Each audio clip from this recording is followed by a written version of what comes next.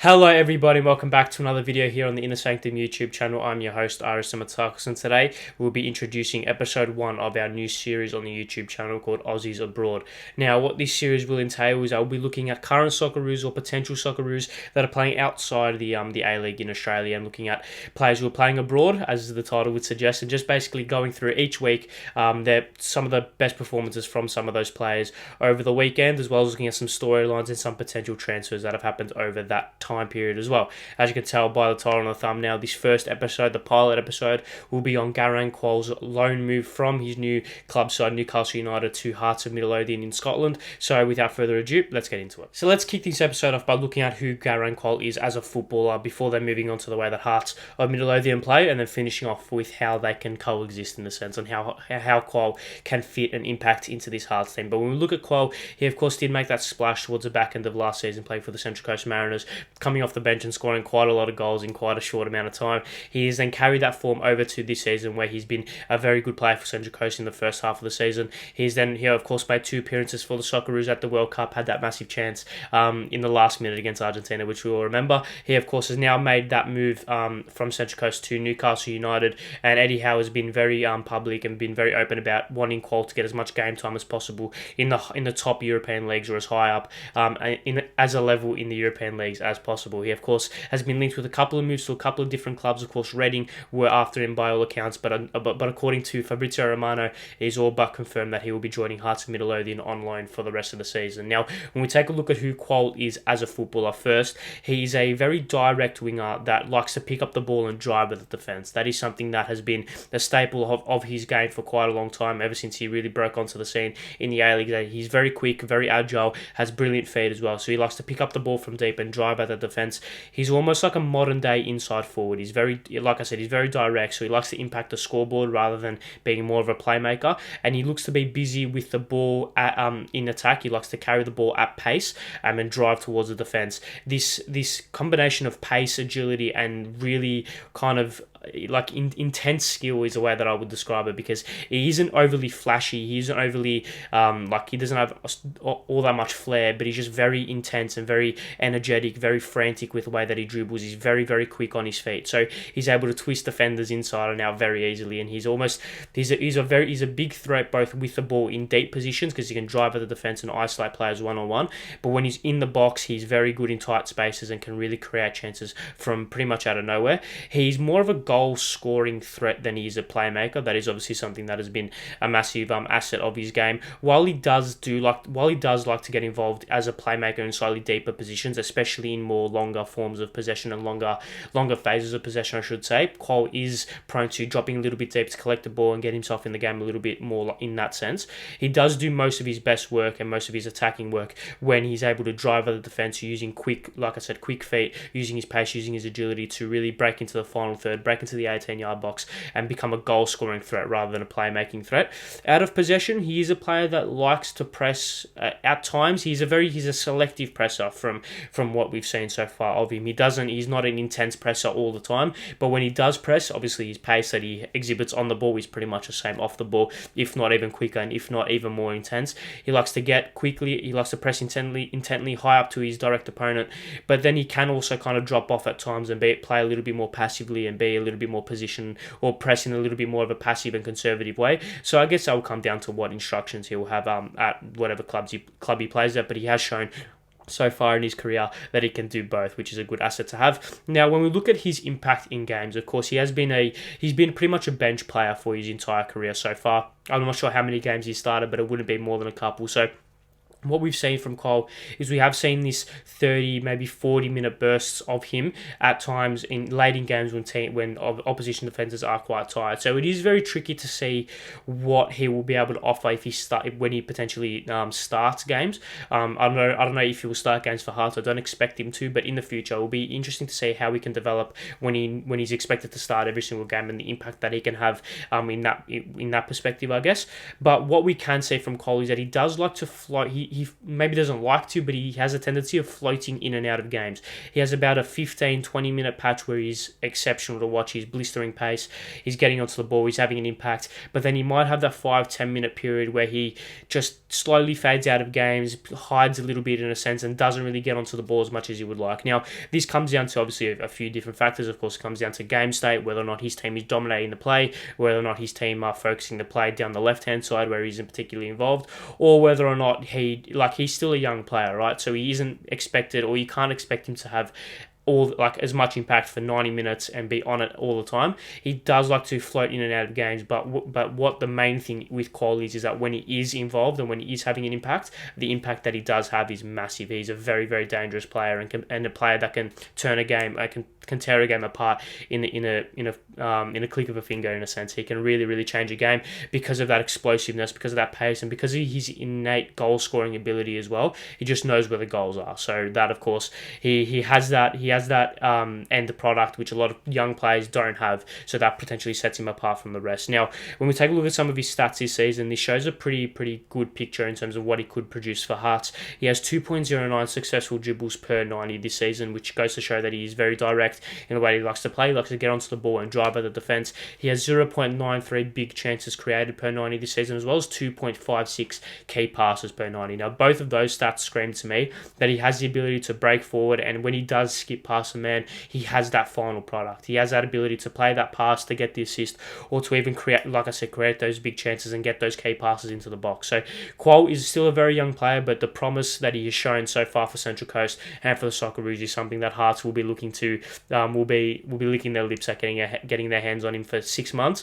But we'll be looking at now, let's take a look at the way Hearts play, and let's take a look at the way Kuol can potentially integrate into the way that Hearts of Midlothian play. They currently sit third in the Scottish top flight and are looking to grab that brass ring that Rangers and Celtic have been hoarding for the best part of a decade. So let's take a look at the way that Hearts of Midlothian like to play. So let's move on now to the second segment of this episode, and where we're going to look at the way that Hearts of Midlothian play. Now, of course, Hearts aren't the premier sides of the Scottish First Division. Of course, that holds Rangers and Celtic, and they have really had the grasp on that league for the longest time, it seems. So Hearts of Midlothian, with all due respect, are pretty much the best of the rest. They sit in third position. They don't sit that far away from Rangers in second, but they do sit a pretty comfortable distance away from Celtic in first, and they do sit in a position where they are pretty comfortable in that third or fourth region. They're not going to drop anywhere lower than that, you wouldn't think, in the back end of this season, and I would doubt if they would they leap Rangers or potentially even Celtic to even get any higher than that. So when you look at the way that Hearts play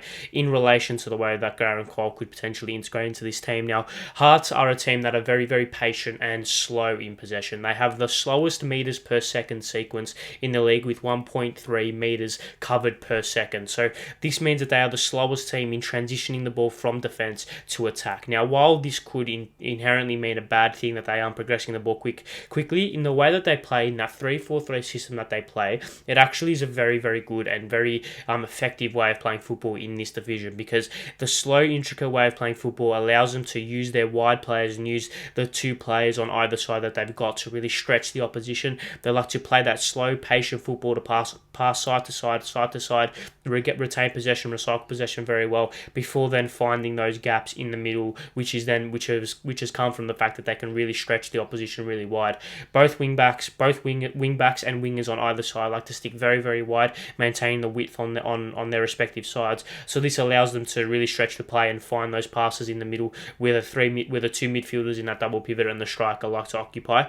Now, this kind of way of playing football is backed up by them having the third most passes per sequence in the league, with an average of 3 passes until either a shot, loss of possession, or a stoppage in play.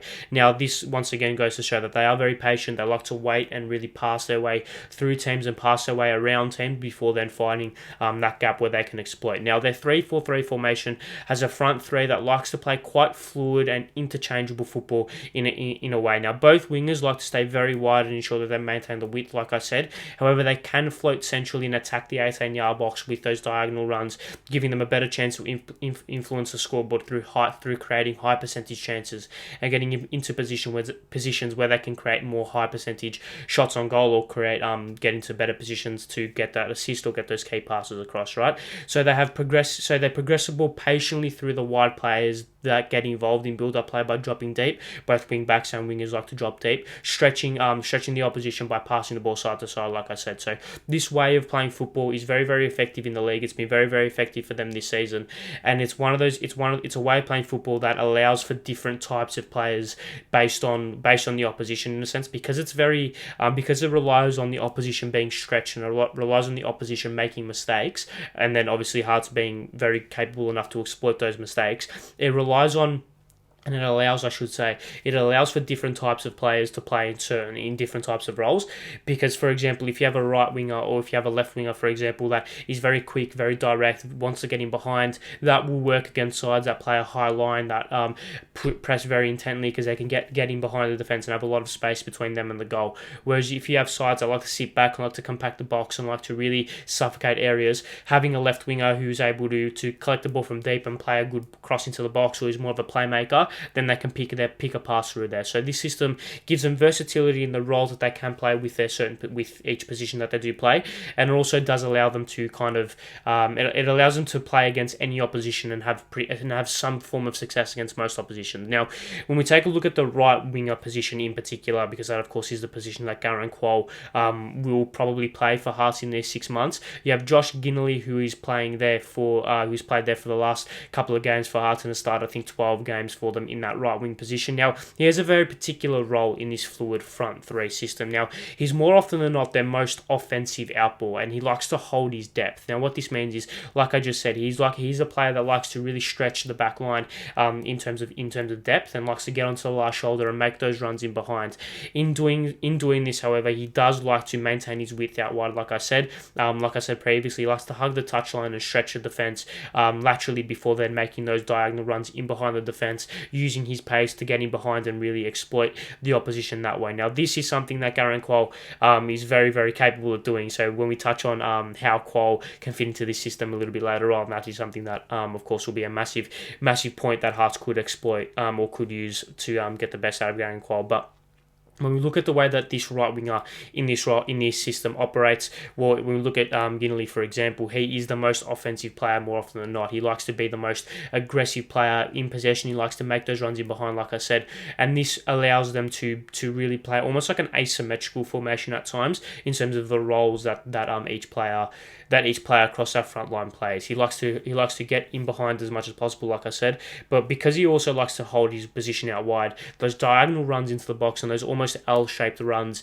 into the box and into the 23, 24 yard area, in a sense, that is something that can be very dangerous, or that has been very dangerous for Hearts this season. And if Garang Kuol is given the opportunity to play in those positions and to get into those positions, he could prove to be a very, very dangerous asset for Hearts of Midlothian for the next 6 months or so before he returns back to Newcastle. So let's finish things up by looking at how Kuol can fit into this Hearts side and whether or not they can coexist for the 6 months or so that Hearts have got him. So let's finish this episode up by looking at the way that Kuol can integrate into this Hearts side. Now, it's actually quite interesting when you look at the dynamics between both Hearts and Kuol. Now, Hearts, as mentioned previously, play this slow, intricate way of playing football that relies on high levels of possession retainability, in a sense, and high levels of composure when being pressed intensely. Now, Kuol does most of his best work and most of his more offensive and impactful work when it's in a high intensity, high tempo, high octane kind of end-to-end style of game where he can get on the ball, isolate a defender, and use his intrinsic and instinctive, I should say, like ball carrying ability, his pace, his agility to get past the man and to create shots and create high chances or high percentage chances that way. So it will be interesting to see whether or not Kuol can develop this patient, slow tempo, possession-based style of play in this 6 months that he is at Hearts, and will be interesting to see whether or not he's a slightly different player going back to Newcastle United at the end of this season. But I can see Kuol being used almost exclusively as a super sub impact player, especially in the early parts of his loan spell. I don't see him having the ability to jump from the A-League straight away to the Scottish First Division straight away and starting big games, starting crucial games for Hearts, who are a side that are, like I said, third in the table, right, and are looking to break through and leapfrog Rangers and really grab that brass ring that Rangers and Celtic have had for the longest time, like I've said countless times already this episode. But it'll be interesting to see whether or not Kuol can come in, can come in, have an impact, whether it's starting or coming off the bench. And I think it's going to be interesting to see whether or not, or how he develops as a footballer. Looking at it from a Newcastle and Australian perspective, seeing him get minutes in a pretty good league in Europe. Obviously, there are a lot of Australians in the Scottish First Division and at Hearts as well. So it'll be interesting to see whether or not he can take, or he can follow in the footsteps of a lot of those players who have gone to Scotland and who have taken their careers to the next level. So obviously, looking at it from an Australian perspective, will be interesting to see whether or not he can develop and can almost become a slightly different player, whilst also having his assets kind of amplified while playing in this slightly better league. So it'll be interesting to see how these things develop. However, like I said, I do think he'll be used almost as exclusively as a bench slash maybe 60th minute option. However, towards the back end of his loan spell, I wouldn't be surprised if he does start a couple of games and to really show what he can do across 90 minutes, because let's not remember, I think he's only started maybe 2 games in his professional career so far. So when we look at the stats, we look at the per 90 stats, it does look good. And when he has played for Central Coast and when he has made appearances off the bench, he has looked exceptional, and he does look like a player who's got the world at his feet. But I think we need to temper expectations ever so slightly. He hasn't had the experience at starting 2, 3, 4, 5 games in a row. How will his body hold up? Who knows? He's still very young, still very raw at the top level, I should say. So it'll be interesting to see how Kuol can take this, or how Kuol can adapt to this level up in standard, going from the A-League to Hearts. So yeah, it will just be interesting to see, and only time will tell. So yes, that is all. Thank you very much for watching the first episode of Aussies Abroad. Make sure you leave your thoughts in the comment section below. Leave your thoughts about what you would like to see from this series in the future. And make sure you like the video, subscribe to the Inner Sanctum YouTube channel. See you guys next time, and goodbye.